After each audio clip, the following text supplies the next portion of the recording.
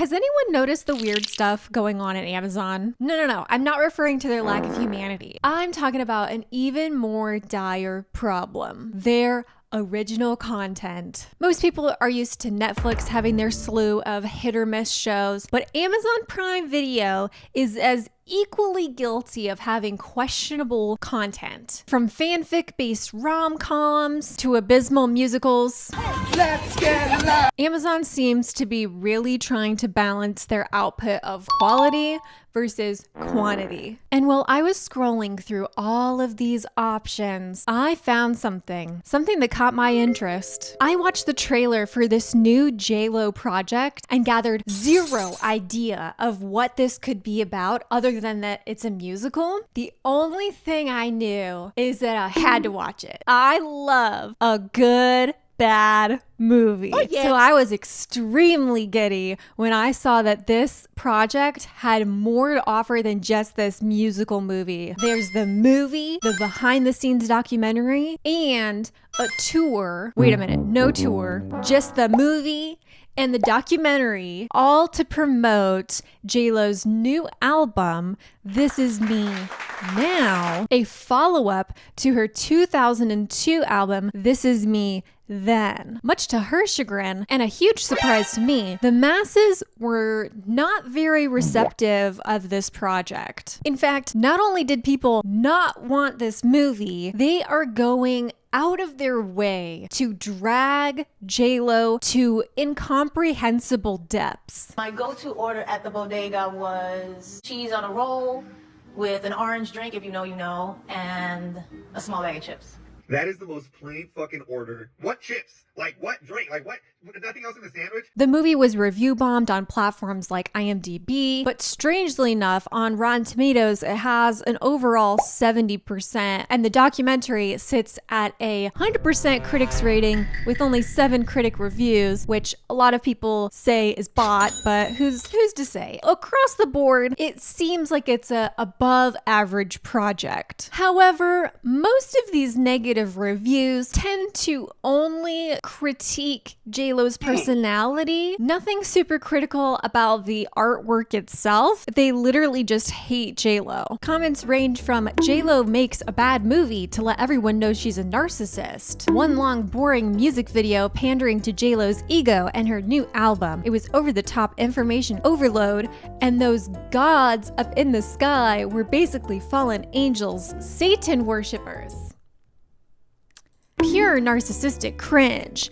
Even to laugh about it, it's unbearable. J-Lo needs to stay away from all forms of media. Just disappear because I can't stand a second to see or hear her. This cringe ego trip makes you want to kill yourself. This movie was very weird and bad and cringy and boo. It was so weird, guys. Believe me. They are moderating comments when you Google it, so you only see good reviews. Like, what? How much are they paying people to write that? Pay me money. Seriously, I need money. At least we didn't pay for it. It was free on Amazon Prime. Anyway, it was a very not good film. Bad music. Dancing was real bad. Storyline was bad. Plot was bad. J-Lo was self-centered.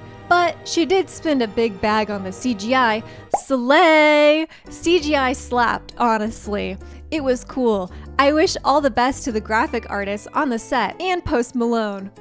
Love him. Also Keke Palmer. I've had some sexual dreams about her. So it was nice to see them, but they made them say really dumb lines. I wish they made a whole movie with the Zodiac gods, but they have better writers and just hang out and smoke weed and stuff. That would be a great movie. Next time, J-Lo, hire me to write your movie. Thank you. And I'll confess, I don't know much about J-Lo other than the fact that she is Jenny from the block, she played Selena, and she performed at the Super Bowl halftime show with convicted felon Shakira in 2020. This in turn meant that I had absolutely no idea how much people despise Jennifer Lopez. I'm not gonna look too much into JLo's history in this video, so if you want some background on her, I would highly suggest watching Clarissa C's video linked in the description below to get more context on JLo's careers and the vocal controversies that she's faced with her music career. So to get to the bottom of this celebrity drama, I felt it was necessary to come to my own conclusion after watching the movie to find out if any of this hate is warranted. I'm Mursha, and this is Mursha's Law. This Is Me Now is a unique project that's not quite a long-form music video, and that's not quite a movie. It's not quite a long-form music video, and it's not quite a movie. After reuniting with the third best Batman, Ben Affleck, JLo wanted to tell an artistic version of their journey that also doubles as an album release. It's a lot, I know. But the movie really isn't so much about Ben as it is JLo, even though he has a weird cameo throughout the movie. This is, of course, why so many people call her narcissistic. However, I'll be brave. I'll say it. I think this is a surprisingly well-crafted story about finding your self-worth and loving yourself. I actually thought I was going to be laughing at this movie a lot more than I did. I watched it to make fun of it. But near the end, I ended up crying. Yeah, I am a Pisces. I thought the music was catchy and the choreography was done very beautifully. You can tell that there's a lot of expression in this project. And as a creative person, I can understand it and really appreciate it. In fact, I appreciated this movie a whole lot more when I watched the complimentary documentary because JLo was so passionate and driven to tell this story that despite no production company picking it up, she funded the whole thing herself. And I love that. I think that's a really badass thing to do. Like, you want to create something, you gotta do it because no one else is gonna do it unless you do it. I think that's a really cool message. And in Hollywood, that's a really taboo thing for actors or directors to do. It's risky. When you're a creative person, you will get an itch to make art, you know, when you're not burned out by that 9 to 5. Who can relate? It's such a natural part of being a creative, that urge to express yourself. And I can really respect that. Something to clarify here is that there is a very large, fat, thick line between creating something because you want to express it and creating something because you have a point to prove. And while watching the behind the scenes documentary, which is titled The Greatest Love Story Never Told, which, holy shit, why is this the recommended search on Google? I couldn't help but cringe every time someone talked about why this movie was being made to begin with. Most people outside of her inner circle questioned why she needed to tell this story. Even Jane Fonda questioned her initially before coming on board, saying it feels too much like you're trying to prove something instead of just living it, which is a wild thing to keep in your own documentary. Like, this story is told through JLo's point of view. She is the whole main character of this. So I know she has the last say of what to put in and what to take out. So deciding to leave stuff like this in your documentary seems very questionable to me. While watching this documentary, I didn't know if I should even believe what JLo is saying in her testimonials because it sounds like she's still trying to convince herself of why she's doing this in the first place. Despite enjoying both of these movies, I felt a heap of secondhand embarrassment. And as I mentioned before, JLo funded this project all on her own, which again is very cool. However, some of the documentary hints at overworked and underpaid staff, which again, why would you keep this in your own documentary? This guy, Justin Diner, raises concerns about his team's work schedule, which it appears that they are overworked based on time constraints because it's such a low budget production because it's coming from JLo's pockets. And then the rest of the documentary edits him to look bad or at least not on board with how things were going. When we had, budget for like a pack of gum.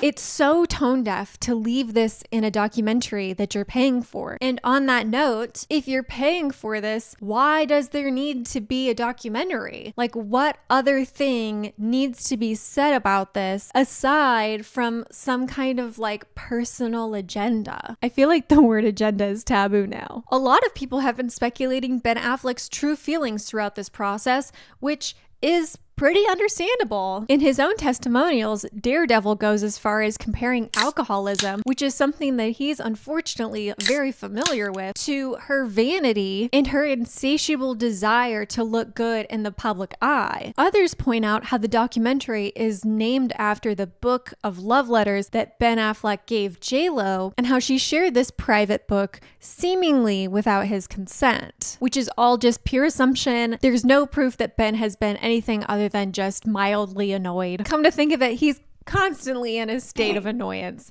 Maybe he's a certified hater too. That's my merch coming soon. I genuinely think that if he was against it and refused to say anything in his testimonials, there would be some validation to these rumors, but Ben Affleck is a grown adult. He's a man. He can make his own decisions. He really just seems to be more of a private person. And again, this is all speculation, my perspective, honestly, all of the internet's perspective, because we are looking at the lives of these two people over a 2.5-ish hour segment of edited footage of them. Who's really to say here? I think the only proof that we'll get is just seeing how long their marriage lasts, which I wish the best to them. I'm happy for them. Fundamentally, I think the themes in This Is Me Now are something people can agree is a beautiful way to tell a story about being resilient, about following your heart, about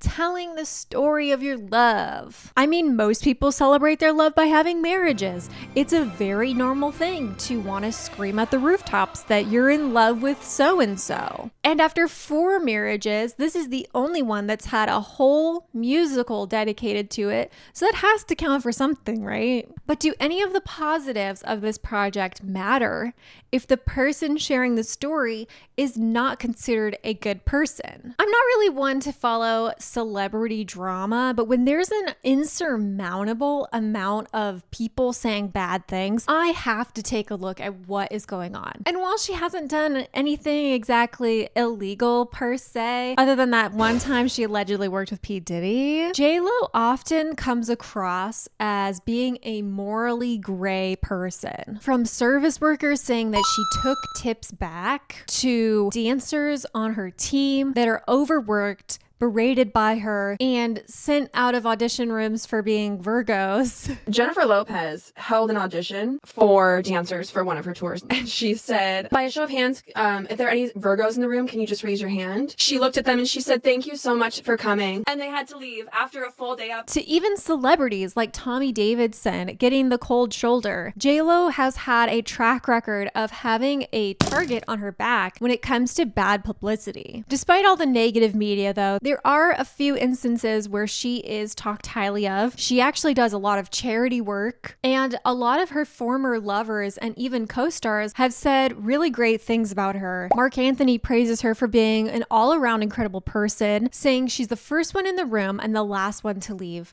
The hardest worker I've ever met.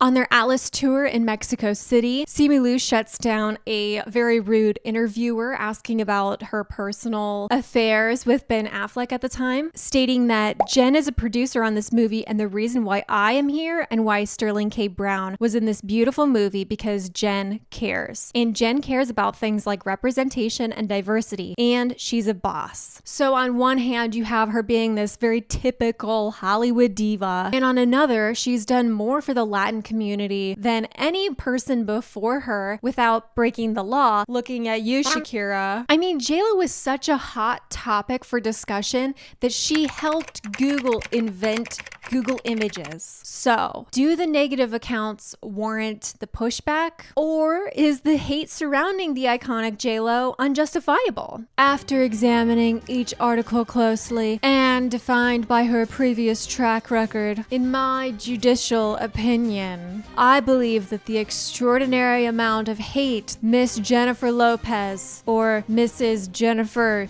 Lynn Affleck receives is somewhat validated. You see, the hate here isn't warranted for creative projects, endeavors, wanting to express yourself. There is the freedom of that. However, where she's guilty is treating others as though she is above them. There are countless records, recollections of this type of behavior, and I do believe that karma is a bitch. No one has made this dramatic of a change yet. It's not anything that's been done before. How we pull that off will be a new thing.